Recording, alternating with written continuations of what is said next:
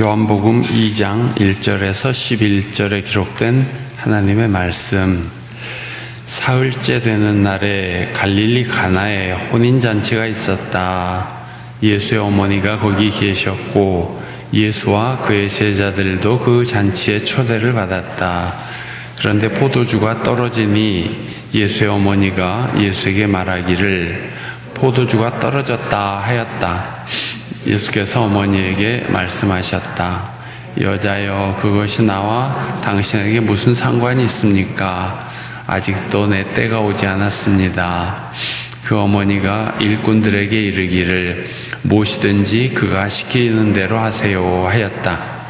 그런데 유대 사람의 정결 예법을 따라 거기에는 돌로 만든 물 항아리 6이 놓여 있었는데 그것은 물 2-3동이들이 항아리였다.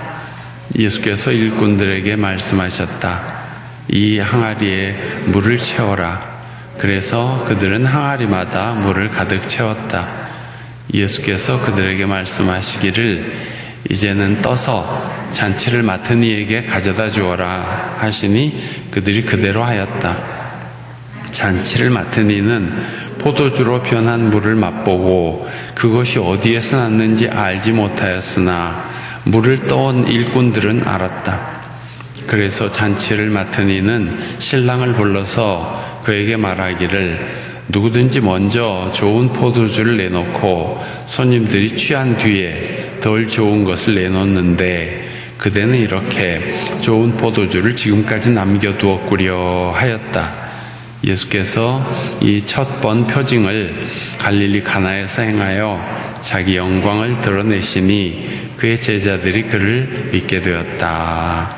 이는 하나님의 말씀입니다.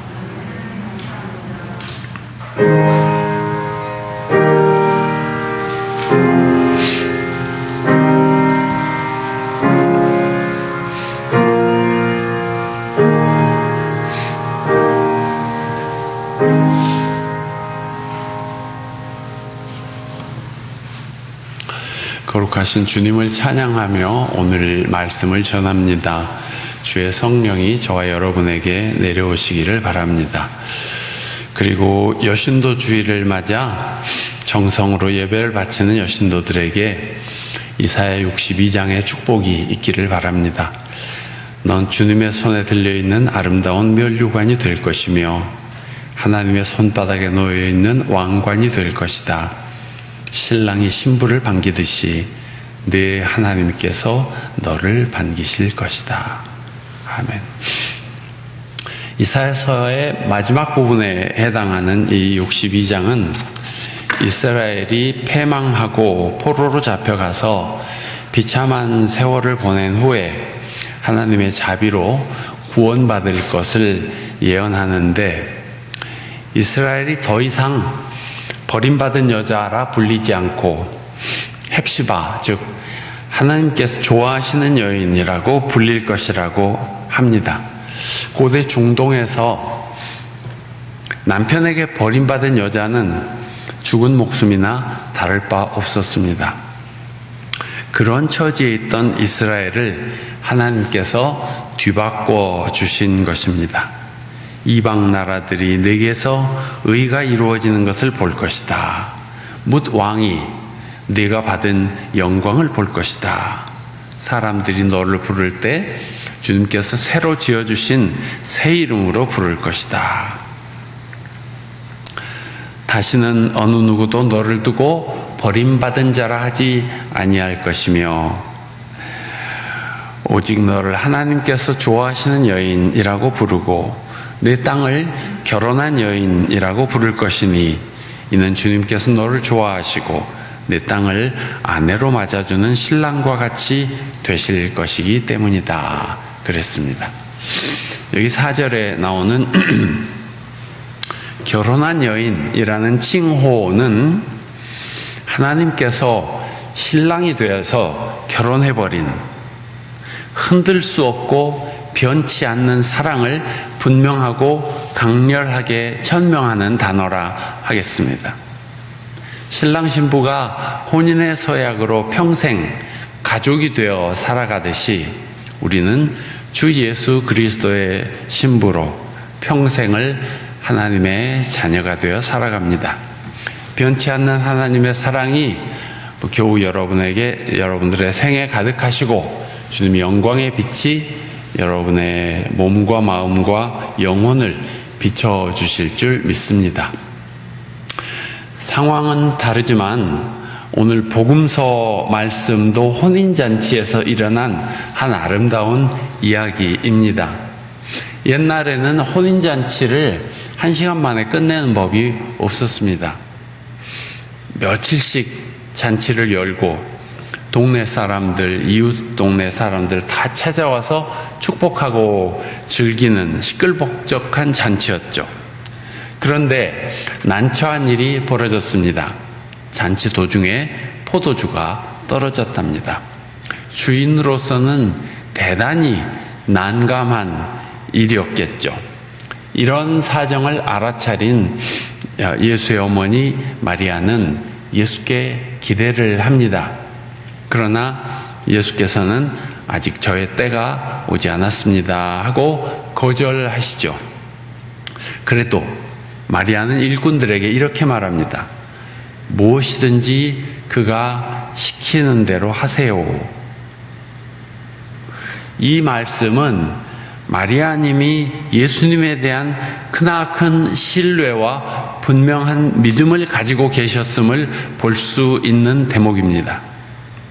어찌어찌 해서 결국 굉장히 맛이 좋고 향이 좋은 고급 포도주가 나오게 되었고 가나의 혼인잔치집은 흥이 깨지지 않고 밤이 깊어갈수록 더욱 즐거운 자리가 되었습니다.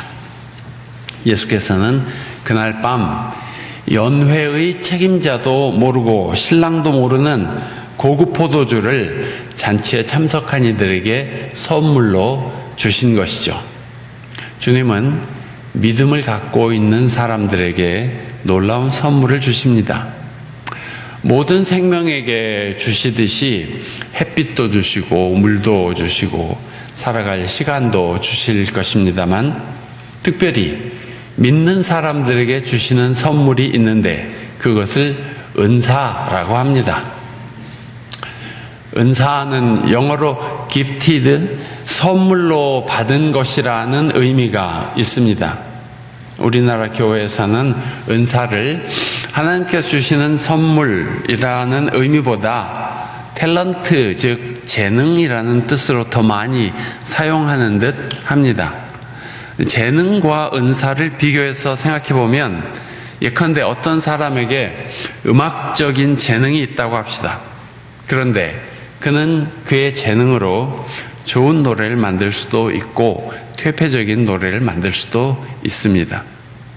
은사는 그냥 재능과는 달리 하나님께 받은 영적 선물이며 동시에 하느님을 향한 믿음의 선물입니다. 하느님 주시는 은사는 세상을 밝고 아름답게 하며 사람을 치유하고 새롭게 하는 힘이 됩니다. 사람은 이런저런 다양한 모습으로 살아갑니다만 그 사람의 생각과 가치관이 자기 안에 머물러 있지 않고 하나님의 세계에 받쳐지면, 하나님의 세계에 들여지면 사람이 감히 만들어낼 수 없는 놀라운 일들이 일어납니다. 그런 생애를 우리는 거룩한 생애라고 하죠. 우리는 우리가 받은 생명은 하나님께서 주신 것이고 결국에는 하나님께로 돌아가는 것이라고 고백합니다. 그러니 하나님께서 우리에게 맡겨주신 시간, 생명 또는 재능을 주님을 위하여 잘 활용하는 것이 좋겠습니다. 여러분이 받은 생명을 자기만을 위해서가 아니라 더 넓은 세상을 위하여, 더 어려운 이웃을 위하여 사용한다면 세상은 아름다워지고 향기로워질 것입니다. 고린도전서 12장에는 성령이 주시는 신령한 은사들에 대하여 기록하고 있습니다.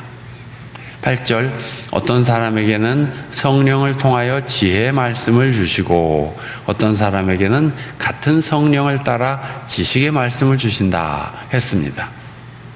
우리가 받은 은사들은 참 다양하고 많습니다. 여러분 중에는 설득력 있게 말을 잘 하는 사람도 있고 남의 이야기를 잘 들어주는 사람도 있습니다. 노래하기를 즐기거나 악기를 잘 다루는 사람도 있고 연장을 잘 다루는 기술을 가진 사람도 있습니다. 어떤 재능이든지 하나님의 일에 쓰일 수 있죠. 여러분 가운데 격려의 은사가 있는 사람은 용기를 잃은 사람들을 강하게 하고 희망을 주고 위로할 수 있을 것입니다. 여러분은 어떤 은사를 받았다고 생각하십니까? 자신이 어떤 일에 열정을 가지는가, 무엇을 할 때 잘하고 행복한가 하는 것을 생각해 보시면 될 것입니다.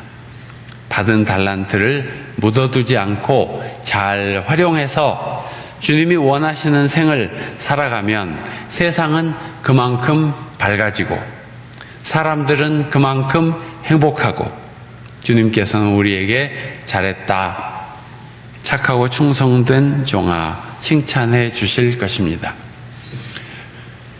고린도전서 12장 4절에는 은사는 여러 가지지만 그것을 주시는 분은 같은 성령이십니다.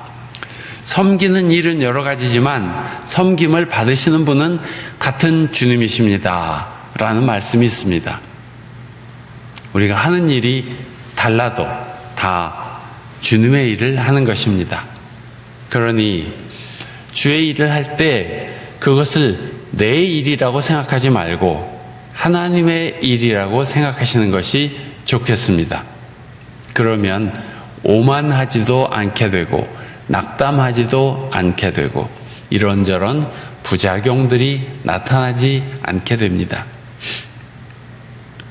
어떤 사람은 일을 많이 하고 어떤 사람은 그렇게 하지 못합니다. 일을 많이 하는 사람도 그럴 만한 이유가 있고 조금 하는 사람도 그럴 만한 이유가 있습니다. 우리는 그것을 잘 이해해야 합니다. 사람들이 다 자기 같아야 하는 것은 아닙니다. 오히려 우리는 다른 사람이 나와 다르다는 사실이 얼마나 큰 은혜인가 하는 마음으로 감사히 여기며 살아야 할 것입니다. 고린도전서 12장에 이런 말씀이 또 있지 않습니까? 온몸이 다 눈이면 어떻게 듣겠습니까? 또 온몸이 다 귀라면 어떻게 냄새를 맡겠습니까? 고린도전서 12장 17절에 있는 말씀입니다. 그러므로 우리는 서로 다른 이웃에게, 형제에게, 또 배우자에게, 자녀에게 감사하는 마음으로 나와 다른 것에 대해서 감사하면서 저와 달라서 참 고맙습니다. 그렇게 생각하고 또 이야기하고 사시기 바랍니다. 지금 옆에 누가 있으면 그렇게 한번 말씀해 보시겠습니까? 저와 달라서 참 고맙습니다.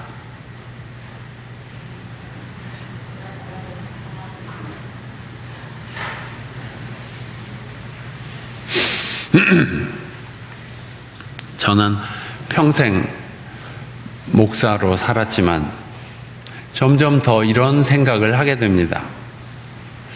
주님께서 내게 주신 은사는 이 생명인데 또 목사라는 직책인데 또 나의 생애라는 시간인데 잘은 모르지만 그리 많이 남지도 않았을 터인데 이것을 어떻게 써야 할까? 주님이 갖가지 은사를 우리에게 주신 것은 우리를 신뢰하시기 때문이고 우리에게 기대하시는 것이 있다는 말씀인데 주님의 기대에 어긋나지 않은 생을 살아야겠죠. 여러분 혹시 네 가지 일상의 기도를 잊지 않고 계십니까? 뭔가 헷갈리거나 결정하기 어려울 때 드리는 둘째 기도가 주님, 어떻게 할까요? 인데, 이것이 주님 시키시는 대로 살아가기 위하여 꼭 드려야 할 기도입니다. 이 기도를 드리면 주님 원하시는 것이 무엇인지 대개는 알아차립니다. 주님의 뜻을 거스르지 않고 주님의 뜻대로 살아가는 것이 주님이 우리에게 기대하시고 또 시키시는 일일 것입니다. 주님의 뜻대로 했을 때 나의 삶은 밝아지고 기쁨과 힘을 갖게 됩니다. 주님이 시키시는 대로 했을 때 여러분의 삶에 좋은 변화가 일어납니다. 주님의 뜻을 따를 때 맹물 같은 인생이 최상급 포도주와 같은 고품격의 인생으로 변하게 됩니다. 생의 놀라운 열매들은 내가 맺을 수 있는 것이 아닙니다. 우리 삶의 변화도 내가 걱정한다고 될 일이 아닙니다. 주께서 시키시는 대로 하는 것이 중요합니다. 무슨 일을 하든지 사람의 평가를 생각하기보다는 하나님의 평가를 생각하면서 사는 것이 중요합니다. 여러분이 받은 은사는 무엇인지 헤아려 보시고 그 은사를 잘 사용하시기 바랍니다. 예수께서 가나 혼인잔치에서 포도주를 만들어 줄 때를 다시 한번 생각해 보시겠습니까? 예수님은 아무 계획이 없었으나 마리아님은 일꾼들에게 일러줍니다. 무엇이든지 그가 시키는 대로 하세요. 마리아님의 이 말씀이 제 마음속에 새겨져 있습니다. 무엇이든지 그가 시키는 대로 하세요. 이 믿음이 예수님의 첫 번째 기적을 보게 한 열쇠였습니다. 예수께서 정결예법에 손 씻는 항아리에 물을 가득 부으라고 하실 때 일꾼들이 속으로는 의아했을 것입니다. 그러나 무엇이든지 그가 시키는 대로 하라는 말씀을 들었기 때문에 죽이 되든 밥이 되든 시키시는 대로 했습니다. 다 부으니까 이제는 그걸 퍼서 잔치 맡은 이에게 갖다 주라는 것입니다. 심히 걱정이 되었지만 역시 시키시는 대로 했습니다. 그러자 그 놀라운 일이 일어난 것입니다. 잔치집의 여흥은 맛 좋은 최상급 포도주와 함께 무르익어 갔습니다. 우리도 다 생각이 있고 경험이 있어서 자신의 생각대로 행동하고 자신의 판단대로 결정합니다. 많은 경우 하나님의 뜻을 묻지도 않고 삽니다. 오랜 시간 주님의 말씀을 듣지 않으려 하기도 합니다. 내 삶의 변화가 두려워서 그러는 것 같고 어려운 일을 겪지 않을까 겁이 나서 그러기도 하는 것 같습니다. 그러나 주님은 우리를 좋게 해주시는 분이십니다. 주님은 우리의 길이요, 진리요, 생명이십니다. 주님은 우리에게서 무언가를 빼앗아 가시려는 분이 아니라 우리를 살리시는 분, 무언가를 주시는 분, 온전케 하시는 분입니다. 주님은 우리가 매여 있는 사슬을 끊어 자유케 해 주시려고 합니다. 우리 눈을 뜨게 해 주시고 우리의 골문 것을 짜 주시려고 합니다. 그래서 우리의 생을 평안하고 유연하고 또 든든하게 해 주시려는 것입니다. 교우 여러분, 새해에도 여러분의 길에 주의 성령께서 동행하십니다. 주께서 여러분의 길에 빛을 비추어 주실 것입니다. 여러분을 향하신 주님의 뜻을 헤아리고 주님의 뜻에 따라 살아가심으로 가나의 혼인잔치에서 베풀어 주셨던 것 같은 놀라운 선물을 여러분의 삶에서 발견하시기 바랍니다. 주님이 우리에게 갖가지 은사를 내려주신 것은 우리를 신뢰하시고 우리에게 기대하시기 때문입니다. 우리가 받은 은사를 기뻐하며 감사하며 좋은 일에 잘 사용하면 주님은 우리를 기뻐하며 반기실 것입니다. 신랑이 신부를 반기듯이 하나님께서 여러분을 반기실 것입니다. 오늘 말씀을 마음에 새기며 기도합시다.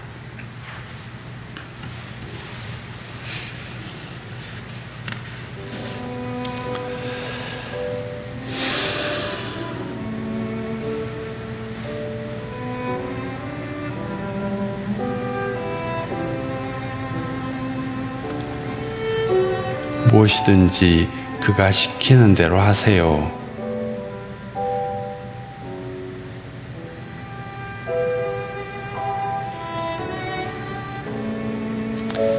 신랑이 신부를 반기듯이 네 하나님께서 너를 반기실 것이다.